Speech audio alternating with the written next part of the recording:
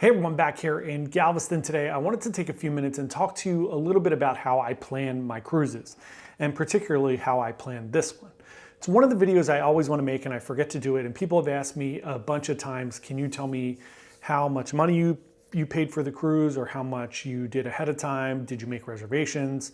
All of those things. So I want to take you through my planning process. Up front, I'm going to let you know that I am a little bit more of a planner, but I also have a little bit of an impulsive side. I have a huge impulsive side, but I have a little bit more of a like wing it. If I'm very familiar with things, I will tend to wing things more, which kind of goes to preparation, right? I always say like the more prepared you are, the more you can wing things because you know what to expect, you know what's going to happen. All that experience gives you that knowledge. For this particular cruise, I haven't been on Carnival in over almost 20 years, I think. So I knew I wasn't going to be as prepared, so I did a lot of research for this and I did a lot of planning up front. So let me take you through how I planned this cruise. Now this is the fourth sailing for the Carnival Jubilee, so pricing is a little bit higher than most cruises. I booked this maybe 7 or 8 months ago, maybe a little bit more, and I paid $2,700 for my cabin. I am sailing alone. I am sailing in a balcony. It is $2,700. Normally, two things. Normally, I don't sail on a balcony. Normally, I go inside cabin. If we're doing something special with like content or something, we have splurged on some suites for MSC, for Royal. If it makes sense to do that, if the price is right, if I think it's going to be really good content or it's something that people want to see. The inside suites on MSC I thought were a great value. For this one, I think it was really important to do a balcony to get a full experience of what's going on. Also, the price was very similar between the inside and the balcony, so in that case, sometimes I will go up. So it was about $2,800 total for the cabin, just for me. You do have to pay that single supplement, so that's kind of what you would pay. For two people, it would have been a few $100s more with port fees and taxes for two. So I'm in for that much there. Airfare, it's wild. Airfare is going to depend on where you're from. For me, it wasn't too bad. It was only about $300 round trip from Philadelphia. You fly into Houston, which is Hobby. There are 2 airports in Houston. Just giving you the full details. You want to make sure you fly into Hobby. It's a little bit closer to the port. It is about an hour and 10 minutes from the port. I spent $110 on an Uber plus tip, so almost $140 all in. To drive from the airport to here. Now, you might say that's a little bit expensive. When I went to do the Uber, when I got to the airport, there were not a lot of options. The Uber X's were like a 30-40 minute wait, so I paid a little bit more for that comfort level. I didn't do Uber SUV or anything like that, XL. I did just like the second tier up. So just to give you an idea, usually it would probably be somewhere between $80 and $100 to get here. So that's how much it costs to get to the port.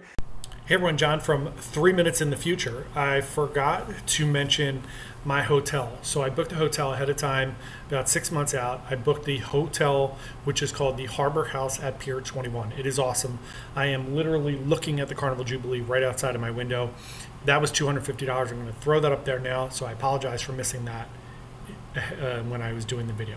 Now, as far as how much I planned ahead of time, I did plan a lot. So I planned all my specialty dining on specific days. I purchased them through the Carnival Planner, which you could do right on the website. You can't do too much on the app. It takes you to the website anyway from a mobile device. I don't really like planning things on my mobile device. I like planning on the computer, and I like looking at things on my mobile device. So I planned those things on my computer. I signed up ahead of time for 3 specialty dinings, bonsai teppanyaki on day 1. Day 2, I think I'm doing an Indian cooking class with a tasting. That's $65. Bonsai teppanyaki was $50, $55. I did Rudy Sea Grill later in the week, which is $60. And I did Fahrenheit 555, again, around $60. So now you're adding in another $250 pretty much for those 4 specialty dining, 1, which is a cooking class, and a meal. So now I'm in the $3,200 range all in for the trip so far. So around $3,200 all in at the moment.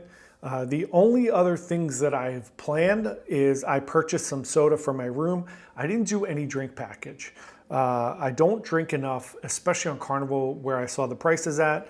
It was around, I think it was around $700 and some for the drink package. And since you're leaving out of Texas, as a pro tip, Texas and New York, when you leave out of those ports, your drink package doesn't kick in until day 2. It's some regulation with Texas and New York here for Carnival, which is weird because I've gone on Norwegian out of New York and there is like an upcharge, but your drink package works. Who knows? I don't know, but I read the fine print and your drink package does not work in Texas or New York on day 1, which means it kicks in like in the morning of day 2, or maybe it kicks in at midnight. Either way. So the other things that I have planned, I got the soda, which was $25 for 18 cans of soda. I got 12 cans of Pepsi, 6 cans of ginger ale. So again, I'm around $250, let's say, total.